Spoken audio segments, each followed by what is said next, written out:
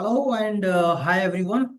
I'm going to talk about something which has been widely accepted by the market, but I see some of the bubble happening right there. And I'm not talking about AI, right? A lot of times people come to me and they say, "Hey Nikhil, do you think AI is making a bubble?" And my answer is the fact that you are asking this question signifies the fact that AI is not a bubble right now.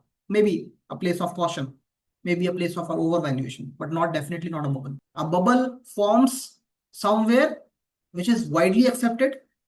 Even the biggest of the critics are not able to find out the fault in that system. That is a long-term bubble. For the last 15-20 years, you might be seeing a lot of influencers or market experts or personal finance experts tell you one simple thing, that buy index funds, right? Just do SIP in index funds, just buy ETFs. Don't think too much, just invest in these companies and don't watch the grass grow, right? And honestly, for a long time, this advice actually made sense. But there is a problem that nobody wants to discuss in this segment. The index fund that you are buying today is not the same idea that John Bogle originally created, right? The structure has been completely changed.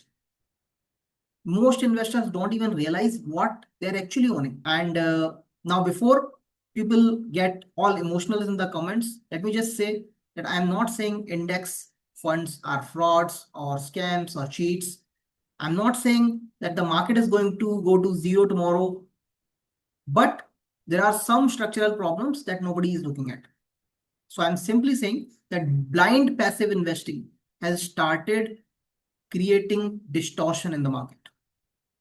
So let's just say originally index investment was a brilliant concept, which was given by John Bogle. The point was that you buy the whole market, not just one sector, not just 3-5 companies. And the way you do it is you remain diversified. And when the market grows and the whole country grows, your portfolio also grows and gives alpha over the time, right? It also became very, very famous because of the brilliancy behind it. Instead of paying high fees to the managers, instead of paying high fees to uh, fund managers or advisors who failed to beat the market eventually, you could simply buy the entire market at low cost, right? So it is simple, it is efficient, it is logical. But then too much money entered passive investing.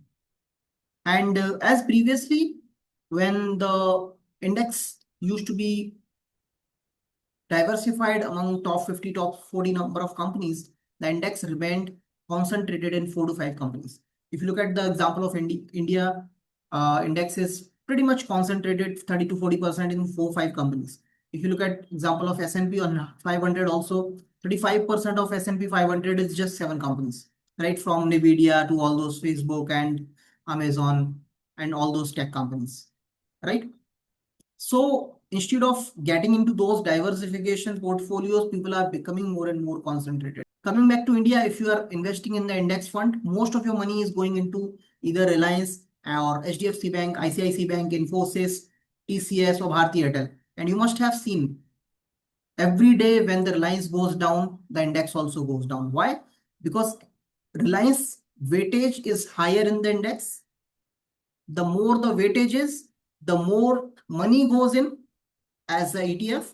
The more money goes in, the more the weightage becomes the next day, right? So it's a vicious cycle of weightage and the money. At some point of time, price discovery starts getting replaced by liquidity flows. Now, money is buying companies not because they're undervalued, but because they're already large. And that is what ETFs and that is what index funds are doing right now. So that is very important difference between the index investing that John Bogle started and the index investing that it has become today. So earlier, market used to reward valuations plus fundamentals. Now, increasingly, the size itself is attracting more and more money because of index investing. How it will affect the market? It will affect the market in three ways. First, the volatility will become very, very dangerous. So whenever the panic happens, if one company goes down, let's say Reliance or let's say HDFC Bank, the whole market goes down. When the index goes down, the broad market also sees the tremble that day. Second is corporate governance weakening. When giant institutions become the permanent shareholder anywhere, the accountability changes. They cannot question the management anymore. So they cannot punish the bad management. They cannot reward the good management anymore. Why? They have become permanent shareholders in one company. So they are forced buyers and holders, and that itself changes the system. And third is valuation distortion increases. As you might have seen, the Nifty has not gone down in the last correction. The broad market went down by 50 to 60%. The same thing, if you have seen, Nifty small cap 250 did not went down a lot. Meanwhile, the broad market small cap companies went down by 40 to 60%. Meanwhile, the Nifty index went down only by 16 to 17%. So that is what I'm talking about. Because most of the institutional investors, they have become permanent investors there because of index investing and ETF investing. So when the broader market becomes overvalued, when people decrease their holdings, when the ETF goes down, the whole market goes down with it.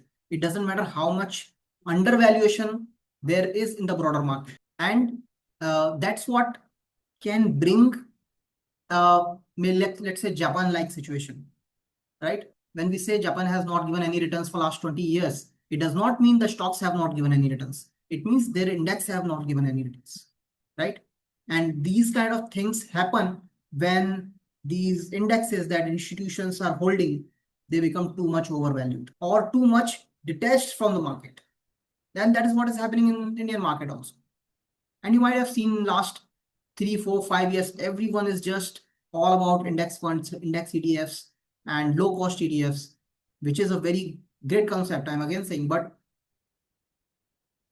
after every great time comes very, very bad time. So that might also happen that in next 3 to 4 to 5 years, index investors may not make a lot of money because too much is always bad. As I told you in the starting also, bubble is not somewhere where people are skeptical about, where people are asking you whether this is bubble or not, right? If somebody is asking me whether AI is a bubble or not, that itself proves the point that AI is not a bubble. Bubbles happen when everyone agrees on the same point that this is not a bubble, this is a way to go. And that is what is happening in index. All the retail investors, all the institutional investors, all the big investors, they have some chunk of money which is invested in the index. So everyone agrees that index will do well.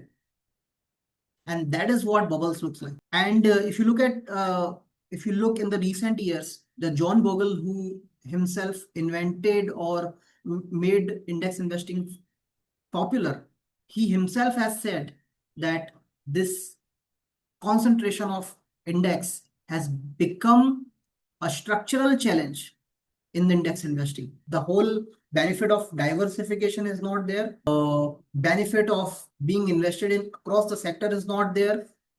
So you are not actually invested in country's growth, which is 7%, 8%. You are actually concentrated in 4 to 5 companies' growth. And sometimes it can give you good returns over 3, 4, 5 years, but it can also give you suboptimal returns for next 10 years, 15 years. So again, I'm not anti-index investing. I'm just anti-blind investing. Don't be blind. Don't do something that might turn your portfolio into Japan-like portfolio where you don't see any returns for next 15 years. Just SIP and forget sounds very comforting, but markets were never designed to go on autopilot forever. That's what cycles are for. So always look for value in the market. Always look for valuation. That is what actually matters. Always look for quality. And that's the whole concept of cycles, right? So that is all from my side. So what do you think about index investing? I would like to listen to your thoughts also.